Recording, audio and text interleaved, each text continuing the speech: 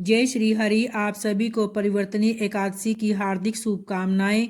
भगवान श्री हरि की कृपा आप और आपके समस्त परिवार पर बनी रहे, जिनकी आकृति स्वरूप अत्यंत शांत है, जो जगत के आधार व देवताओं के भी स्वामी हैं, जो शेषनाग की शैया पर विश्राम करते हैं, जिनकी नाभि में कमल विराजित है, जिनका वर्ण श्याम रंग का है, जो गगन के समान सभी जगहों पर छाए हुए हैं, जो संपूर्ण लोकों के स्वामी हैं, जिनके अतिशय सुंदर रूप का योगी जन ध्यान करते हैं, जो जन्म मरण के भय का नाश करने वाले हैं, जो संपूर्ण लोकों के स्वामी हैं, ऐसे लक्ष्मी कमल नेत्र भगवान श्री विष्णु जी को मैं अनेक प्रकार से नमन करता हूँ। भाद्रपद मास के कृष्ण पक्ष की एकादशी अर्थात अजय एकादशी की कथा सुनने के बाद धर्मराज युधिष्ठिर ने भगवान श्री कृष्ण से कहा कि हे मधुसूदन, भाद्रपद मास के शुक्ल पक्ष की एकादशी का नाम क्या है और किस विधान से हमें इस व्रत को धारण करना चाहिए। इस व्रत के महात्म्य के बारे में विस्तार पूर्वक जानने की मेरी बड़ी अभिलाषा हो रही है। कृपा करके मुझे इस एकादशी के बारे में कुछ बतलाइए। तब भगवान श्री कृष्ण ने कहा कि हे राजन, सब पापों को नष्ट करने वाली और मोक्ष को प्रदान कराने वाली उत्तम वामन एकादशी का महात्म्य मैं तुमसे कहता हूँ। तुम ध्यान पूर्वक सुनो। इस एकादशी को जयंती एकादशी भी कहते हैं। इसका व्रत करने से वाजपेय यज्ञ के फल की प्राप्ति होती है। पापियों के पाप का नाश करने के लिए इससे बढ़कर कोई उपाय नहीं है। जो मनुष्य इस एकादशी का व्रत रखता है उसको सभी पापों से मुक्ति मिल जाती है, और जो मेरे वामन रूप की पूजा करता है वह तीनों लोकों की पूजा कर लेता है। अतः मोक्ष की इच्छा रखने वाले मनुष्य को इस व्रत को अवश्य करना चाहिए। अतः सभी को यह व्रत रखना चाहिए, क्योंकि भगवान विष्णु इस दिन क्षीर सागर में अपने 4 मास के शयन के मध्य में करवट बदलते हैं। फिर भगवान के वचनों को सुनकर युधिष्ठिर बोले कि हे भगवान, मुझे अति संदेह हो रहा है कि आप किस तरह सोते और करवट लेते हैं, तथा किस तरह राजा बलि को आपने बांधा और वामन रूप धारण कर क्या क्या लीलाएं की। चातुर्मास के व्रत की क्या विधि है, तथा आपके शयन करने पर मनुष्य का क्या कर्तव्य है, सो आप मुझसे विस्तार पूर्वक बतलाइए।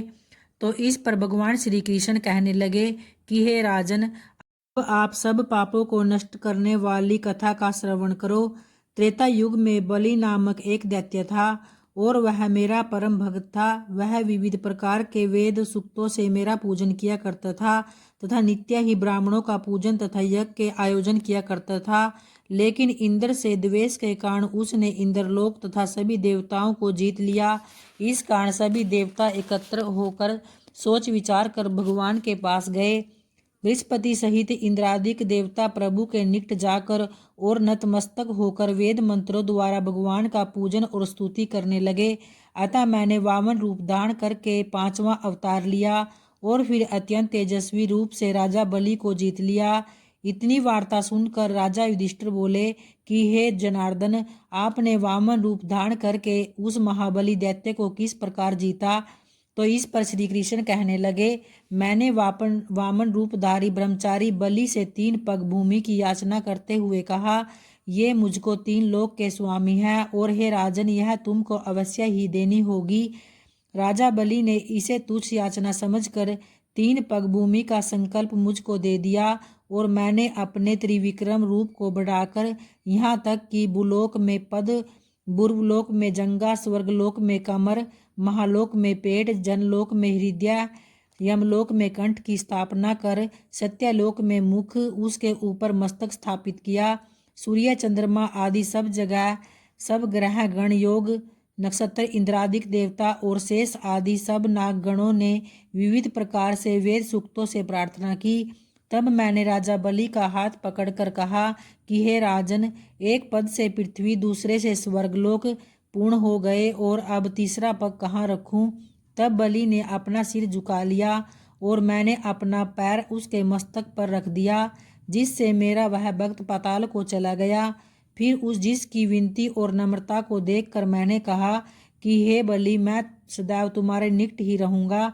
विरोचन पुत्र बलि से कहने पर भाद्रपद शुक्ल एकादशी के दिन बलि के आश्रम में मेरी मूर्ति स्थापित हुई।